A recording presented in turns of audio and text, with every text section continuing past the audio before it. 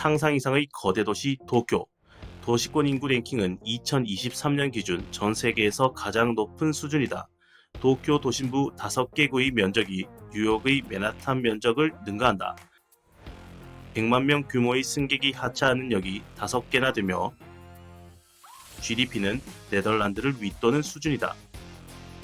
지방으로부터 계속 인구를 흡수해 2001년부터 현재까지 202만 명이 증가하였고 지금도 계속해서 성장하고 있다. 2023년 착공을 시작한 높이 385m의 일본 최고층 빌딩이 될 도쿄 토치타워. 2023년 10월 완공한 토라노문 힐즈의 스테이션 빌딩. 2023년 11월 완공한 아자부다이 힐즈까지. 기형적으로 성장 중인 도쿄, 바로 오늘의 주제이다.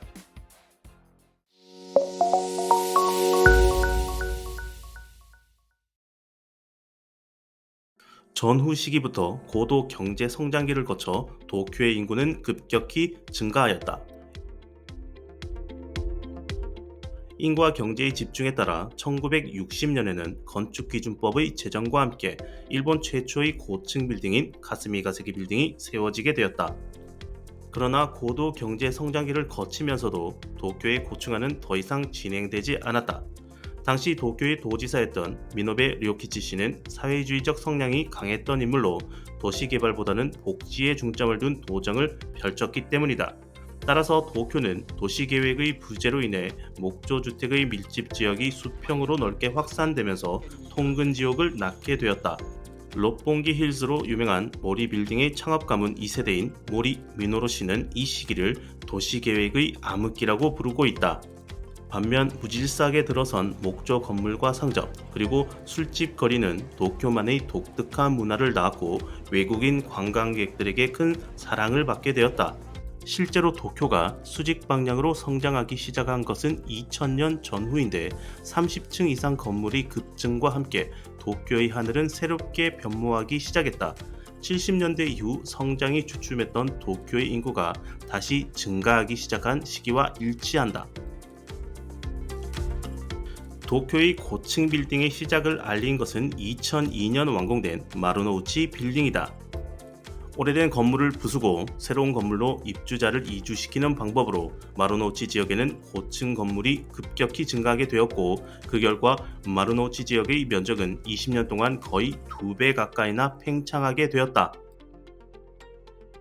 마루노우치뿐만이 아니다. 마루노우치 빌딩이 오픈한 2002년과 같은 해에는 스미토모 부동산의 이즈미 가든 타워가 완공, 그 이듬해인 2003년에는 모리 가문의 자존심을 건 롯봉기 힐스가 완공, 2005년에는 미쓰이 부동산이 니혼바시 미쓰이 타워를 완공하였다. 이와 같은 도쿄의 수직 성장에 불을 지핀 것이 바로 공중권의 매각이다. 2000년 법 개정을 통해 특정 지역에 한해 저층 빌딩의 미사용분 상공을 매각할 수 있게 된 것이다. JR 동일본 회사는 도쿄역 상공을 미쯔비시 지쇼를 포함한 6개 회사에 500억엔에 매각하였고 도쿄 역사를 전면 리뉴얼하는 자금으로 충당하였다. 이러한 규제 완화와 함께 2012년부터 매년 초대형 건물이 차례차례 오픈하게 되는데 그 결과 도쿄의 오피스 빌딩 전용 면적은 2001년에 비해 2022년 시점에 약 1.5배나 증가하였다. 팽창하는 도쿄의 동맥이라 부를 수 있는 철도 또한 2000년 이후부터 마치 개발도상국과 같은 속도로 연장되고 있으며 기업들 또한 도쿄로 집중되는 현상을 빚고 있다. 그럼에도 도쿄의 성장은 멈출 기미를 보이지 않고 있다. 도쿄 올림픽의 선수촌으로 사용 후 일반인에게 분양된 하루미 플래그에는 입주 신청이 폭주하였으며 더욱이 하루미 플래그가 위치한 해안 지역을 중심으로 새로운 지하철 라인이 계획하에 있고 약 1.2만 명의 인구가 신규 유입될 것으로 예상된다. 인구 감소, 저출산, 경기 침체에도 불구하고 계속해서 팽창해온 도쿄지만 그 한계 또한 분명히 존재한다. 우선 도쿄의 낮 시간 동안의 인구 추이를 살펴보면 2025년을 피크로 감소로 전환될 전망이다.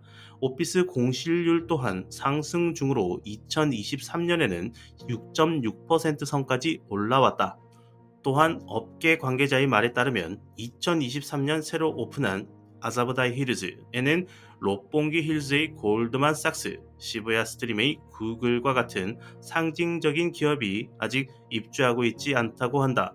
게다가 코로나 시기 동안 원격 근무가 확산되면서 도쿄 외곽으로 인구 유출이 증가하였고, 코로나가 끝난 현재 도쿄로의 유입 인구가 다시 증가하고는 있으나 그 추세가 예전 같지는 않다. 이뿐만이 아니다. 사실상 도쿄의 더 큰 문제는 자연재해이다. 도쿄의 지하에는 코끼리가 지나갈 수 있을 만큼 거대한 터널이 뚫려 있다고 한다. 와다야의 간센 지하 터널과 같은 경우 직경 8.5m의 터널이 2.2km나 이어져 있다고 한다. 東京都は集中豪雨による河川の氾濫を防ごうと各地に調節池と呼ばれるため池を整備しています。 이와 같이 도쿄도는 연간 400억엔을 투자하여 2007년부터 지하 터널을 뚫기 시작했고, 가장 깊은 곳은 지하 50m 정도에 달한다고 한다. 이렇게 도쿄도가 지하 터널의 진심인 이유는 바로 호우 때문이다. 서울의 강남과 같이 도쿄의 도심부 또한 시간당 50mm 이상의 게릴라성 호우가 매년 빈번하게 발생하고 있다. 2005년에는 스기나미쿠에서 시간당 100mm를 넘는 호우가 2시간이나 지속돼 약 2,000건에 달하는 침수 사고가 보고된 바 있다.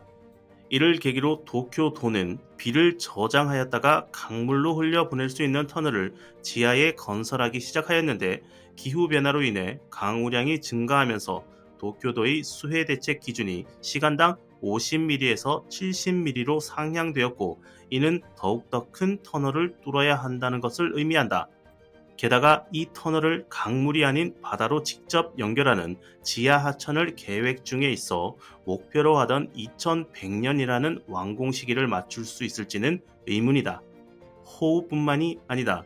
도심부의 빌딩 증가로 도쿄의 중심부는 마치 콘크리트 정글처럼 변하였고, 기상청에 따르면 도쿄도의 중심부인 도쿄 23구의 기온은 도쿄도의 다른 곳과 비교해 약 2도 정도 더 높다고 한다. 사실 호우와 기온 상승보다 더 큰 위험이 도쿄에는 존재한다. 바로 지진이다.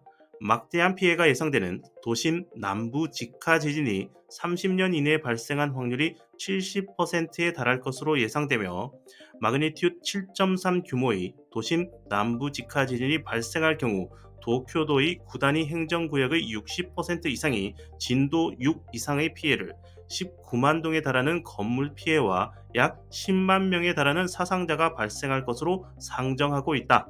특히 목조 건물이 밀집된 곳은 자연재해에 아주 취약한 지역으로 손꼽히는데, 자연재해를 고려하면 목조 건물이 밀집한 지역의 재개발이 우선 시급해 보이지만, 이미 인구 감소로 접어든 상황에서 무턱대고 재개발을 진행하는 것 또한 힘들어 보인다.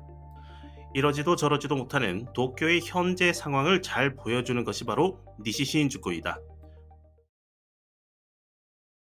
1970년대 일본의 고도 경제 성장기, 도쿄의 도심부 마르노우치, 유락초, 신바시, 니혼바시에 집중된 도시 기능을 분산시키기 위해 신주쿠, 이케부쿠로, 시부야가 부도심 계획의 적합지역으로 선정되었다. 니시신주쿠의 경우 요도바시 정수장의 이전 결정과 함께 그 자리에 업무용 오피스와 호텔, 도쿄도청과 같은 관청 건물들이 들어서게 되었다.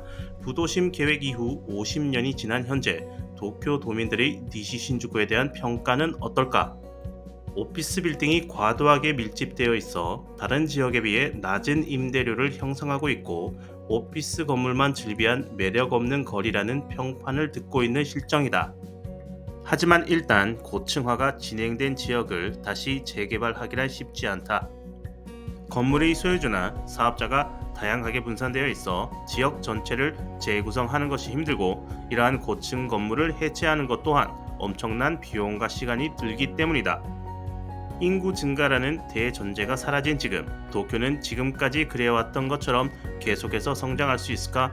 10년, 20년 후의 도쿄는 어떤 모습을 하고 있을지 상상해 본다.